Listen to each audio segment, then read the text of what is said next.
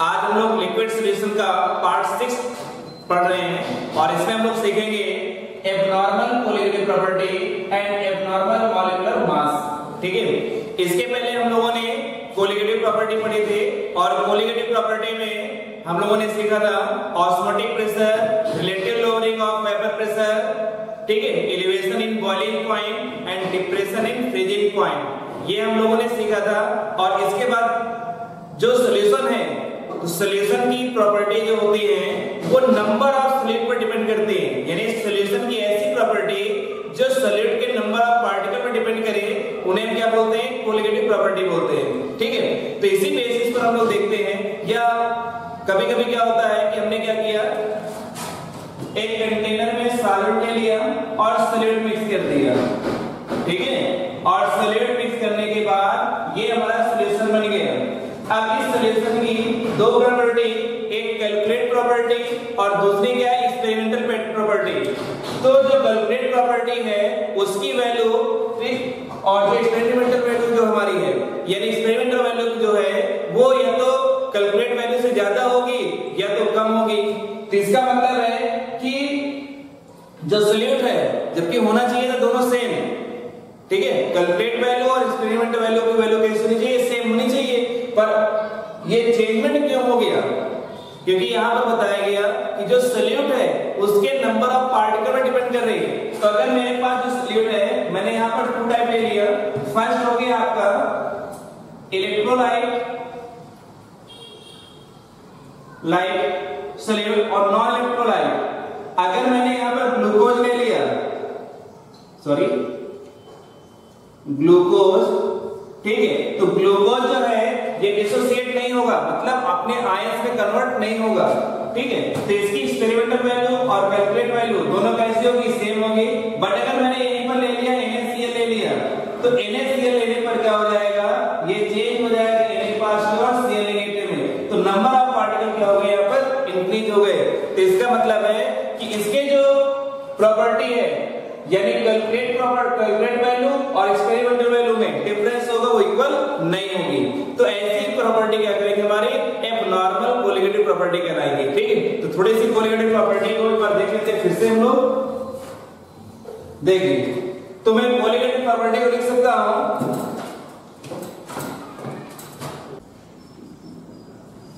Colligative property, ठीक, पहले पढ़ चुके हैं, बस थोड़ा सा रिवीजन कर लेते हैं तो डाउट क्लियर रहेगा आगे पढ़ने के लिए। तो देखिए कोलिगेटिव प्रॉपर्टी में क्या लिख सकता हूं,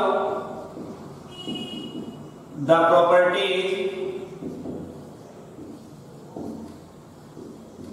depend on the number of molecule of solute present in the solution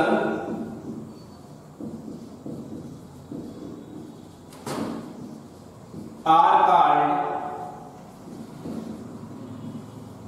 colligative properties। ठीक है, ये पहले पढ़ चुके हैं, ठीक है। तो इसमें क्या क्या पढ़ा था हम लोगों ने, osmotic pressure, relative lowering of vapour pressure. तो ऑस्मोटिक प्रेशर में हम लोगों ने क्या पढ़ा था, फार्मूला क्या मिला था मुझे, PV = nRT, ठीक, यह इक्वेशन में मिली थी, P = CST, ठीक। तो फाइनली मैं इसमें क्या लिख सकता हूं, P प्रोपोर्शनल n, यानी जो प्रेशर है किस पर डिपेंड करेगा, नंबर ऑफ मोल्स पर, सॉल्यूट के नंबर ऑफ मोल्स पर डिपेंड करेगा। अगर सॉल्यूट को इंक्रीज या डिक्रीज कर देता हूं तो जो ऑस्मोटिक प्रेशर है वो इंक्रीज या डिक्रीज हो जाएगा। ठीक है, देखिए यहां पर second P0 - PS, sorry P0 - PS upon P0 equal to small n upon small n plus capital N। ये पढ़ा था हम लोगों ने, P0 - PS lowering of vapor pressure, P0 - PS upon P0 relative lowering of vapor pressure। तो इसमें भी हम क्या लिख सकता हूं, P0 - PS directly proportional to n। ये lowering of vapor pressure वो भी डिपेंड करेगी किस पर, नंबर ऑफ मोल्स पर। थर्ड हम लोगों ने सीखा था delta TB elevation in boiling point equal to Kb into small w upon small m into capital W। ठीक है, यहाँ पे मल्टीप्लाई करते थे, अगर मोलर एलिवेशन कांस्टेंट हुआ था 1000 का और मोलर एलिवेशन कांस्टेंट हुआ तो 100 का मल्टीप्लाई करते थे। फाइनली मैं इसमें लिख सकता हूं delta Tb is directly proportional to small m। उसका लास्ट है आपका फोर्थ नंबर, क्या हम लोगों ने पढ़ा था, depression in freezing point delta Tf equal to Kf into small w into 1000 upon small m into capital W। ठीक, फाइनली इसमें लिख सकता हूं delta Tf is directly proportional to n। यानी सॉल्यूशन की ऐसी प्रॉपर्टी जो नंबर ऑफ सॉल्यूट के पार्टिकल पर डिपेंड करती हूं उन्हें मैं क्या बोलूंगा, कोलिगेटिव प्रॉपर्टी। और ये सब कुछ हम लोग, ये फार्मूला कैसे ड्राइव हुआ सब कुछ हम लोगों ने पहले ही सीख चुके हैं, इसकी जो पहले की वीडियो है कोलिगेटिव प्रॉपर्टी में। ठीक, तो अब देखते हैं abnormal colligative property. Abnormal colligative properties. ठीक है, तो एबनॉर्मल कोलिगेटिव प्रॉपर्टी में कैसे लिख सकता हूं, इसको देखिए, there are certain substance like solution salt, solution of salt, acid or base in water. The experimental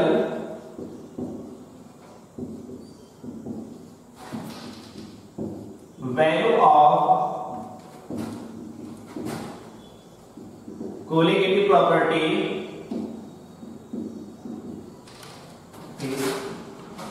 are either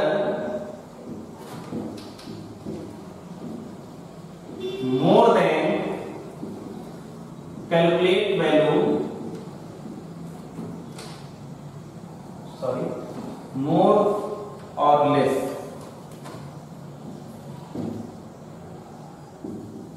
than calculate value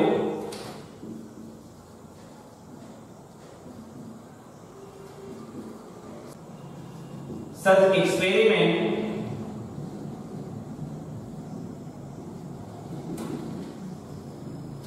value of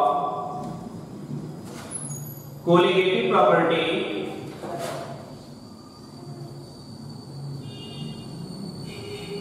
are called abnormal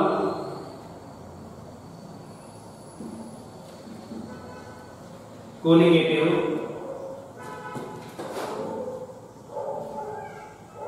properties. ठीक, देखो यहाँ यानी सॉल्यूशन की कुछ ऐसी प्रॉपर्टी है जो नंबर ऑफ पार्टिकल डिपेंड करती है, पर सॉल्यूट हमारे ऐसे हैं, यानी कुछ ऐसे सब्सटेंस है like solution of salt, acid, base, जब इन्हें हम वाटर में डिसॉल्व करते हैं तो इनकी जो एक्सपेरिमेंटल वैल्यू है वो कैलकुलेट वैल्यू से ये तो ज्यादा आएगी, ये तो कम आती है। ठीक है, देखो experimental value colligative property are either more और less than calculate value, such experiment value of colligative property are called abnormal colligative property। ठीक है, अब देखो इसका हम लोग एक एग्जांपल लेकर समझते हैं, यानी जो एसिड है, साल्ट और बेस है, इनका क्या हो जाता है, डिसोसिएशन हो जाता है। ठीक, या तो डिसोसिएशन होगा या तो एसोसिएशन होगा, तो दो टॉपिक में सीखेंगे, एक डिसोसिएशन में सीखेंगे और एक एसोसिएशन में। ठीक है, तो देखते हैं इसके एग्जांपल, तो इसको रख देता हूं, इसको आप जल्दी से कॉपी कर लीजिए।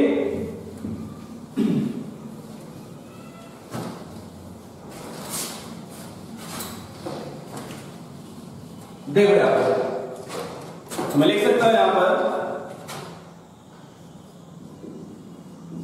Dissociation nature of solute in solution हो गया। अब देखो मेरे पास क्या है, एक सॉल्यूट है और कैसे सॉल्यूट है, इलेक्ट्रोलाइट सॉल्यूशन जिसका डिसोसिएशन हो रहा है, ठीक है। एग्जांपल ले लिया, फॉर एग्जांपल AXBY, ठीक है।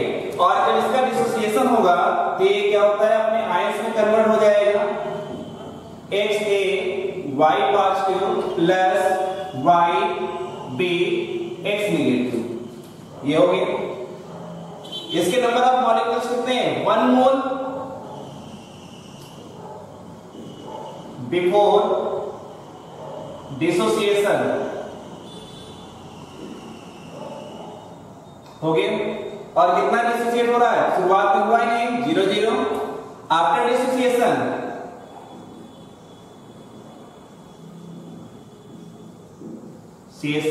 इसका डिसोसिएशन हो गया, कितना हुआ, अल्फा। ये कितना बचेगा हमारा, 1 minus alpha. Number of molecules कितने हैं, यहां पर 1, यहां 1 कर दिया, यहां कितना है x, ये कितना आपका y हो गया। अब देखिए यहां पर तो नंबर ऑफ मॉलिक्यूल्स के बाद तो सॉल्यूशन में बिफोर डिसोसिएशन कितना है, 1। आफ्टर डिसोसिएशन कितना हो जाएगा, 1 minus alpha plus x alpha plus y alpha. लिख सकते हैं, मैं लिख सकता हूं observe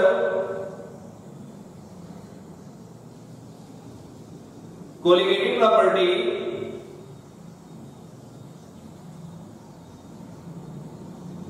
is directly proportional to, ठीक है, number of particle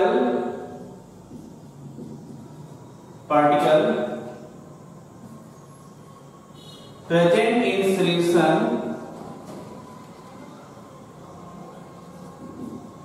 after dissociation is directly proportional to, कितना हो जाएगा, 1 minus alpha plus x alpha plus y alpha. ये इक्वेशन क्या हो गया, फर्स्ट। फिर अगर मैं दूसरा बात करता हूं, calculate colligative property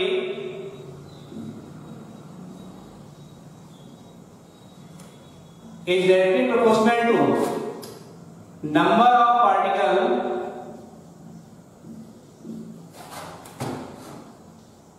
present in solution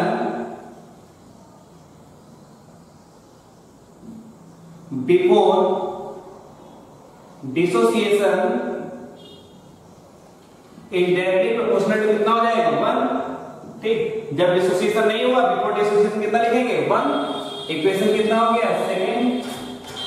अब देखो यहां पर equation first divided by equation second, ठीक है।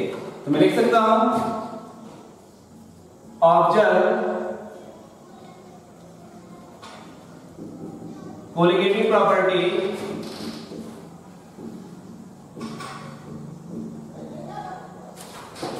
Upon calculate colligative property equal to, क्या हो जाएगा, 1 minus alpha plus x alpha plus y alpha upon कितना हो जाएगा, 1। अल्फा क्या है, डिग्री ऑफ डिसोसिएशन, और एक चीज the ratio of observe colligative property and calculate colligative property is called want Hoff coefficient या वांट ऑफ फैक्टर, ठीक। अब इसको आगे फिर से देखते हैं। तो वांट ऑफ फैक्टर और वांट ऑफ कोएफिशिएंट दोनों एक ही चीज है, इन्हें हम स्मॉल i द्वारा रिप्रेजेंट करते हैं, ठीक है।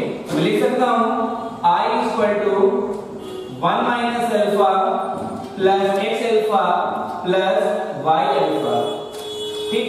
1 इधर ले आता हूं तो i minus 1 equal to alpha को कॉमन कर लिया, तो कॉमन करेंगे तो x प्लस y माइनस कितना हो जाएगा, 1। बेटा देखो जो x प्लस y है, तो x और प्लस y, तो ये नंबर ऑफ क्या है, मॉलिक्यूल्स है, ठीक है। तो इसके लिए मैं क्या लिख सकता हूं, n small n equal to x plus y। तो यहाँ हो जाएगा I minus 1 equal to alpha bracket में n minus 1, ठीक। तो अल्फा इक्वल टू क्या हो गया I minus 1 upon n minus 1। तो एक हमारे पास क्या मिल गया फार्मूला। इस फार्मूले के बेसिस पर अगर मुझे डिग्री ऑफ डिसोसिएशन और नंबर ऑफ मॉलिक्यूल्स, ठीक, आफ्टर डिसोसिएशन यानी डिसोसिएशन हो गया यहाँ पर, तो ये नंबर ऑफ मॉलिक्यूल्स अगर मुझे मालूम है और नंबर ऑफ कोएफिशिएंट, ये तीन चीज है, इनमें से कोई भी दो वैल्यू मालूम है, तीसरे हम क्या कर सकते हैं निकाल सकते हैं, ठीक है। और जो आई है हो गया आपका बॉन्ड ऑफ कोएफिशिएंट है। तो इसको देखिए कॉपी करिए जल्दी से। तो कॉपी हो गया। तो अभी हम लोगों ने क्या पढ़ा था बॉन्ड ऑफ कोएफिशिएंट मिला था ना, तो उसकी थ्योरी को पढ़ लेते हैं, इंपॉर्टेंट है। बॉन्ड ऑफ फैक्टर, ठीक है, इसको डिफाइन कर सकते हैं bond of factor of substance, the ratio of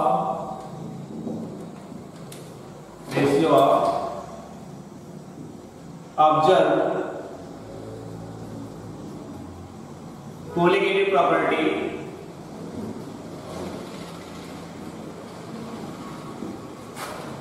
and calculate colligative property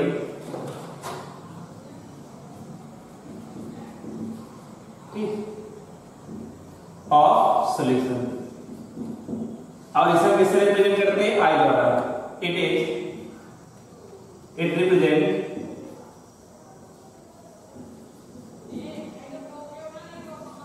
represented by आई, ठीक। अब देखो इसी में इक्वेशन आती है जो हम लोगों ने पढ़ा था कोलिगेटिव प्रॉपर्टी में।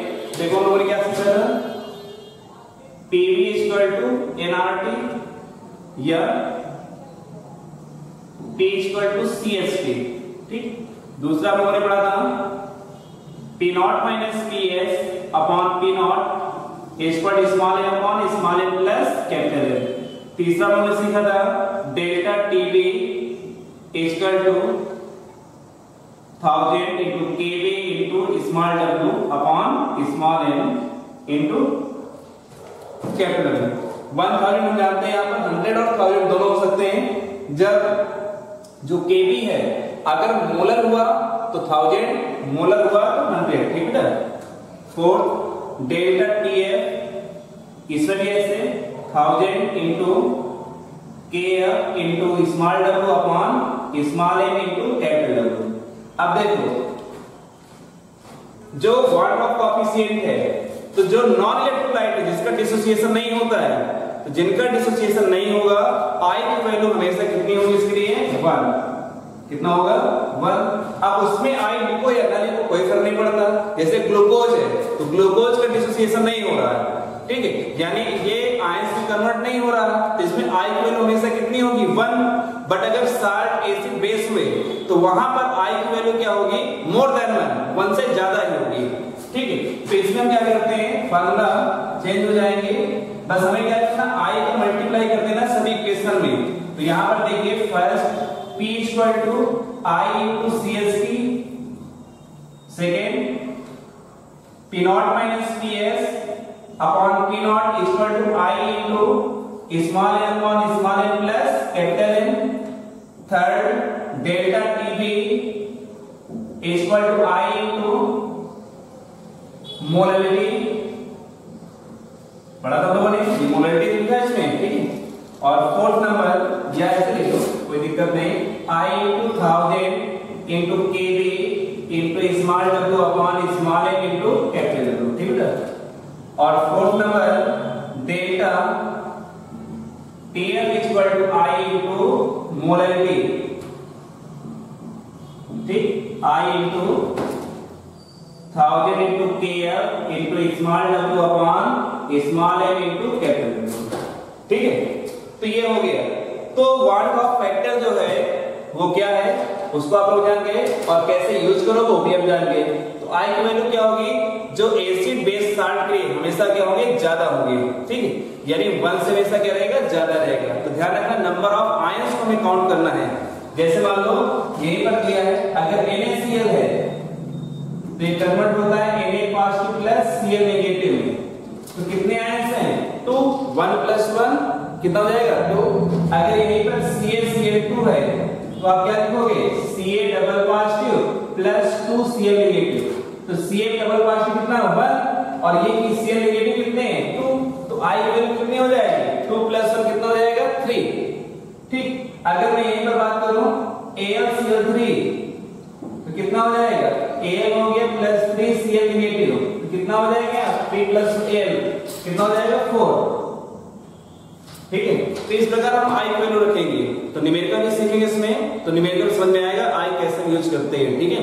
पर ये चीज समझ में आ गई होगी आपको, तो आप इसको कॉपी करिए, ठीक। अब इसका हम लोग पढ़ेंगे, तो कॉपी हो गया। तो आप देखते हैं बेटा, एसोसिएशन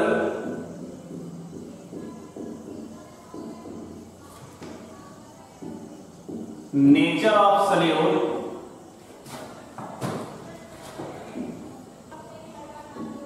इन सॉल्यूशन, ठीक है। अब मेरे पास क्या है, कोई ऐसा सॉल्यूट है जिसका एसोसिएशन हो रहा है, ठीक है। सपोज करिए A है, इसके नंबर ऑफ मॉलिक्यूल्स कितने, n, और इसका क्या हो रहा है, एसोसिएशन हो रहा है स्मॉल n, ठीक। फिर वही काम करते हैं हम लोग, बिफोर एसोसिएशन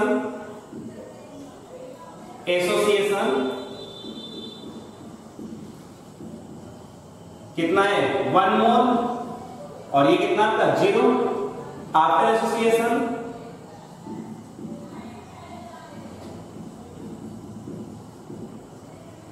ये कितना हो जाएगा आपका, ठीक है, ये हो जाएगा अल्फा 1 कितना कर देंगे, 1 माइनस अल्फा, और ये कितना हो जाएगा, अल्फा/n, ठीक है। ये लिखा है यहां पर, तो क्या हो जाएगा, पॉलिनोमियल हो जाएगा। अब देखो observe colligative property,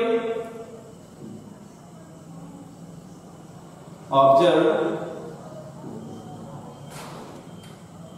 colligative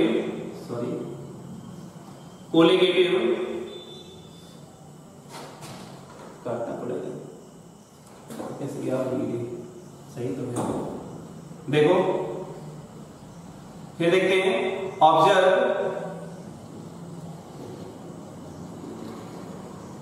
colligative property of solution is directly proportional to, ठीक है, number of particle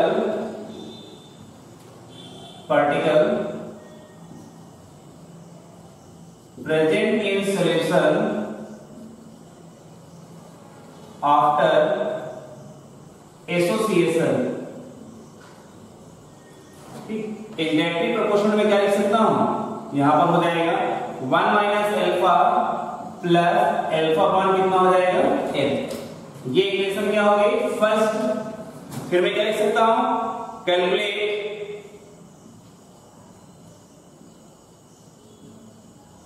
colligative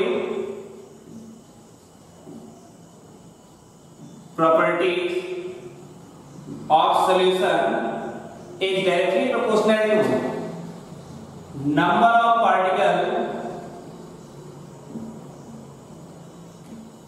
present in solution before association। Equation क्या हो गया, सेकेंड। अब फाइनली मैं लिख सकता हूं, ठीक, यहां से लिख लो, equation first divided by equation second. तो लिख सकता हूं यहां पर observe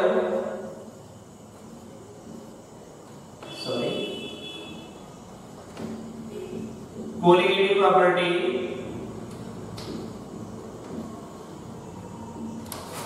upon calculate colligative property equal to ये कितना दिया है 1 minus alpha plus alpha upon n, ये हो गया आपका अपॉन कितना हो जाएगा 1। अब ये लोगों ने लिखा था the ratio of observe colligative property and calculate colligative property are known as van't Hoff coefficient या वांट ऑफ फैक्टर, जिसको हम लोग रिप्रेजेंट करते हैं i द्वारा। तो मैं लिख सकता हूं i equal to 1 minus alpha plus alpha upon कितना हो गया n, ये इक्वेशन हो गया। अब देखिए तो दो केस हैं, एक केस है एसोसिएशन और दूसरा है डिसोसिएशन, और इन दोनों के लिए मुझे क्या करना है, कुछ बातें याद रखना है, ठीक है।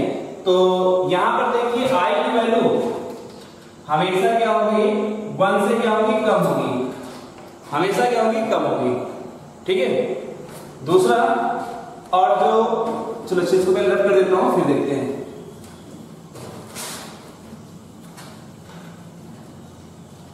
तो न्यूमेरिकल सेपरेशन में ध्यान रखना है कि जो सॉल्यूट है उसका एसोसिएशन तो नहीं हो रहा, उसका डिसोसिएशन तो नहीं हो रहा, या कुछ नहीं हो रहा। भाई तीन केस हो सकते हैं, या तो कुछ नहीं होगा, ना ही उसका एसोसिएशन होगा, ना उसका डिसोसिएशन होगा, ठीक। इस केस पर क्या होगा, और अगर एसोसिएशन हो रहा है तो वहां पर क्या होगा, और डिसोसिएशन हो रहा है तो क्या होगा। अगर मान लीजिए फर्स्ट केस है, यानी केस फर्स्ट, यानी नथिंग, कुछ नहीं हो रहा, ना एसोसिएशन है ना डिसोसिएशन है, यानी फॉर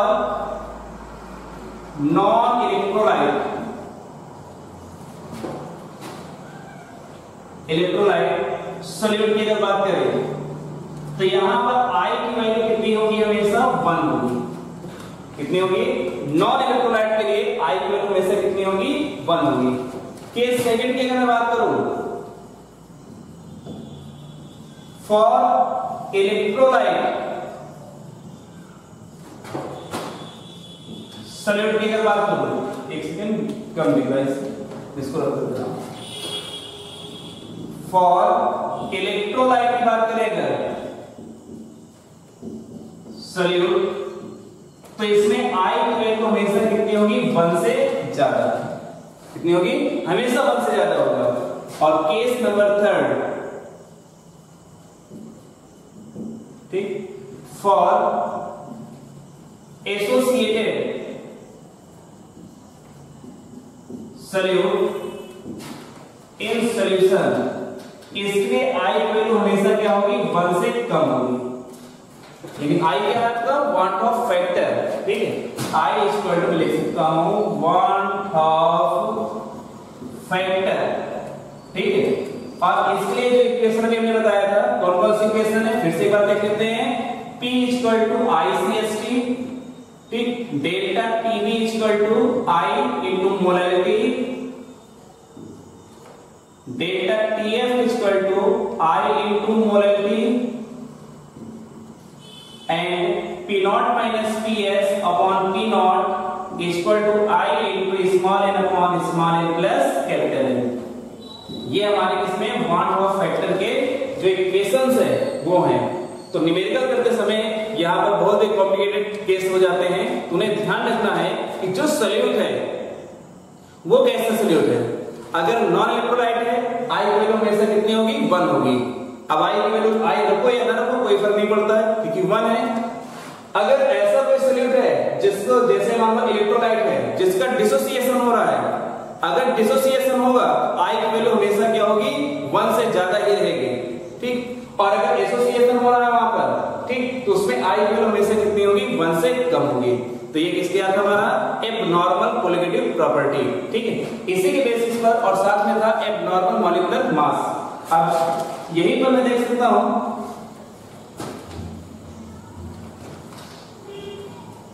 देखो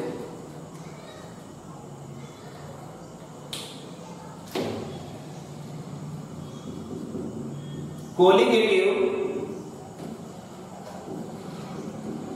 property is directly proportional to molecular mass, ये होता है, ठीक। तो इसके केस में क्या लिख सकता हूं, अगर एक ऑब्जेक्ट कोलिगेटिव प्रॉपर्टी होगी तो ऑब्जेक्ट मॉलिक्यूलर मास हो जाएगा, कैलकुलेट कोलिगेटिव प्रॉपर्टी होगी तो कैलकुलेट मॉलिक्यूलर मास हो जाएगा। फिर मैं रेशियो निकालूंगा तो आपने क्या निकाला था,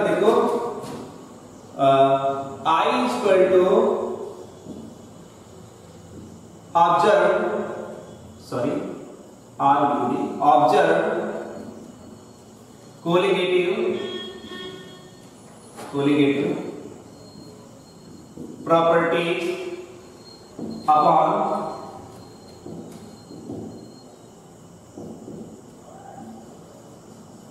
कैलकुलेट